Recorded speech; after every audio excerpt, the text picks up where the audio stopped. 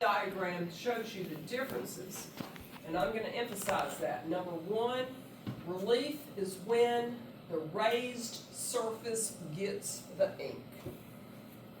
Raised surface gets the ink. I'll try to put some of that information in here for us. Raised surface gets the ink. Write that down beside the word relief, if you will. And that applies to both the woodcut and the wood engraving. The raised surface gets the ink.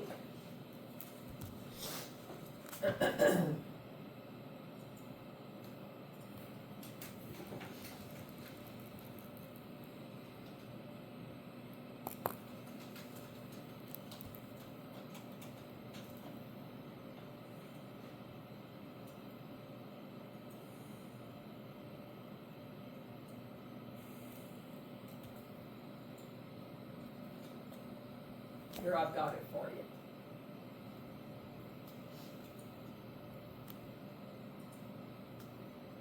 And in this instance, intaglio, might as well put that down.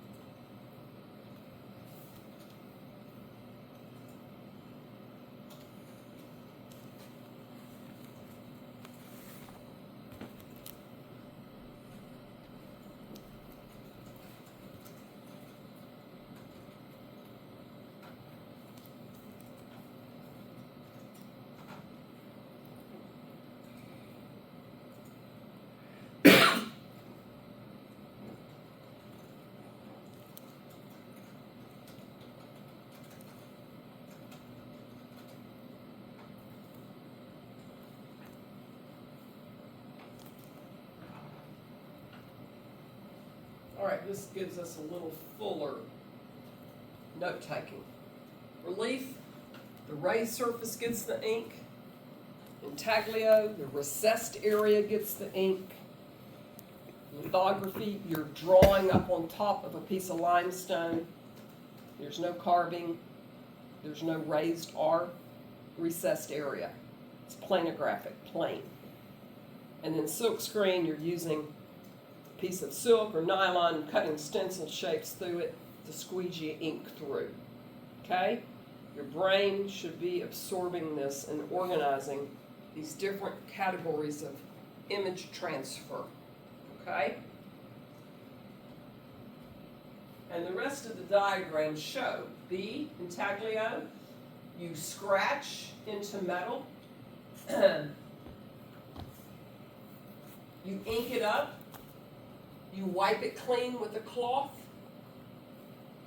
you put paper on it, you put pressure on it, and the ink that seeped down into those scratches is going to transfer onto the paper, right?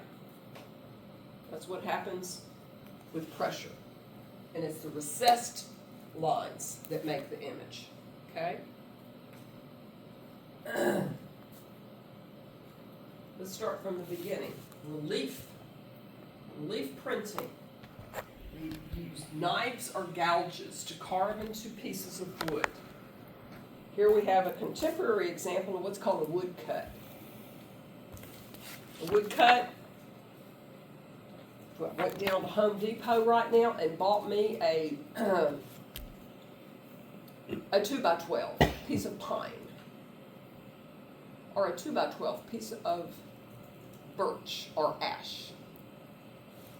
And I got to the bandsaw and I cut me off a slab that was 12 inches long. I'd have a 12x12, wouldn't I?